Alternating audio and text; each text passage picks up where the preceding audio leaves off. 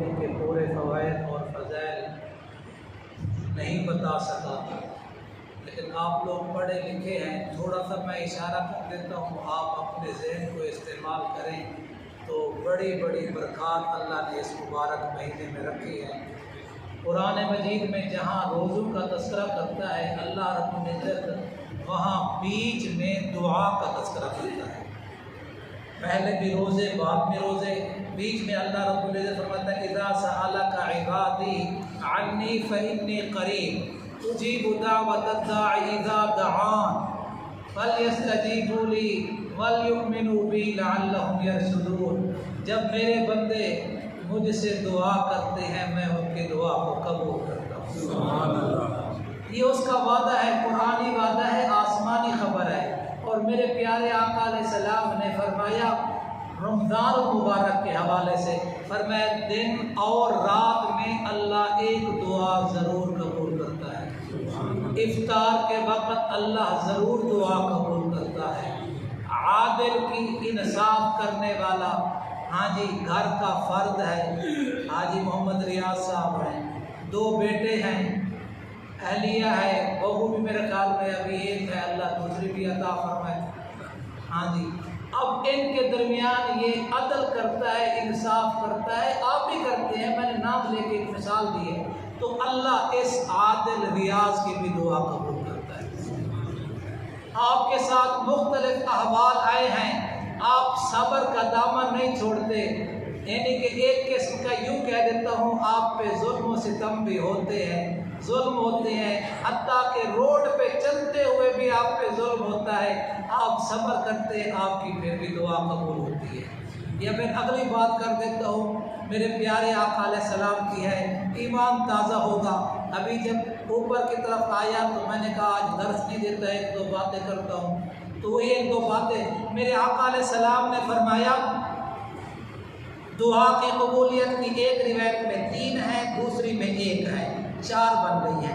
मैं जल्दी जल्दी बताना चाहता हूँ और इंशाअल्लाह मुझे उम्मीद है अल्लाह ताला मेरे ईमान को भी तक़वियत देगा और आपके ईमान को भी अल्लाह ताज़ा करेगा।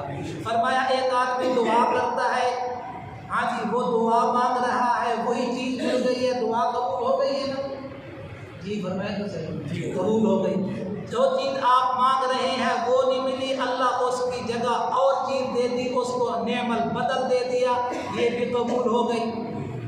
आप दुआ मांग रहे हैं, न वही चीज़ मिली है, न नेमल बदल मिला है, अल्लाह तबारक व तआला कोई मुसीबत, तकलीफ, बीमारी अल्लाह उससे हटा देता है, उससे हट गई है, ये भी दुआ की कबूलियत की शक्ल है। जो चीज़ मांग रहे हैं वो भी नहीं मिली, नेमल बदल भी नहीं मिला, मसाइब भी आ रहे हैं, कोरोना ने भी सुकून उठा दिया है, हाँ जी, तीसरी भी, और बीमारियां, मसाइब भी आ रहे हैं, अल्लाह उसकी दुआ को क़यामत के दिन के लिए ज़ख़ीरा कर रहा है।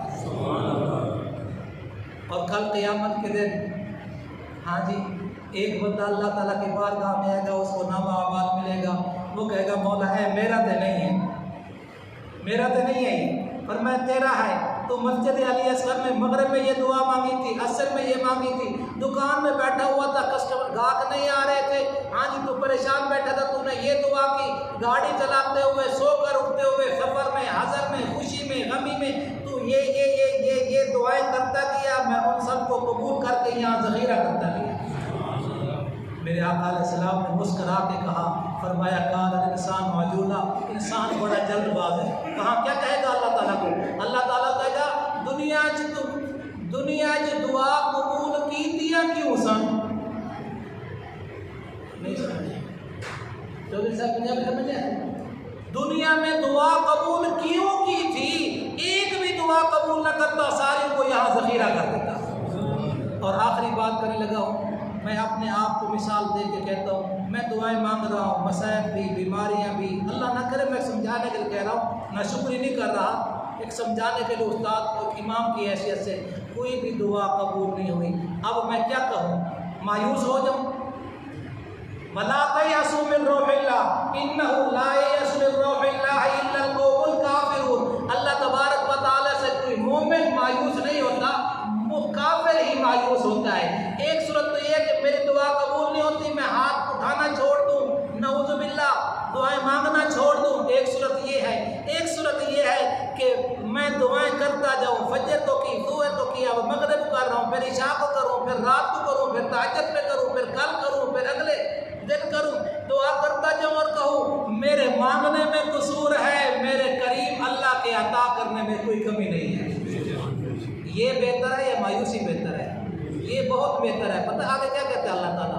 जब मैं और आप कहते हैं ना मेरे मांगने में कसूर है, उसके अता करने में कमी नहीं है, तो फरिश्तों को कहता है, फरिश्तों को कहता है कि देखो मेरा बंदा, मैं ये दुआएं मांग रहा है, मैं इसको चीज़ें नहीं दे रहा, मैं इसके लिए रोक के रखा हुआ है, इसको नहीं दे रहा। ये कहता है मेरा कसूर है, मेरा कसूर है। फरिश्तों गवाह हो जाओ, जो पहले मांग चुका है वो भी अता करने का फैसला कर दिया है, जो आइंदा मांगेगा वो भी अता करूँगा।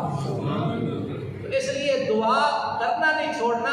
दुआ जिसको मांगने की तौफीक हो गई, हाथ उठाने की तौफीक हो गई, समझ ले वो मैं अल्लाह का मुकर्रब बन गया और मेरी मुश्किलें हल होने वाली हैं। बाकी ये तकलीफ़ें, ये कोरोना, ये वायरस, ये चीज़ें, ये हमारे दर्जात को बुलंद करने के लिए है, ये हमारे गुनाहों को मिटाने का ज़रिया है, ये हमें अल्लाह ताला से मिलाने का ज़रिया है। अल्लाह इस बीमारी को दूर करे, अल्लाह आपके खौफ को अमन में तब्दील करे, अल्लाह आपके लिए मुबारक महीने की दुआएं को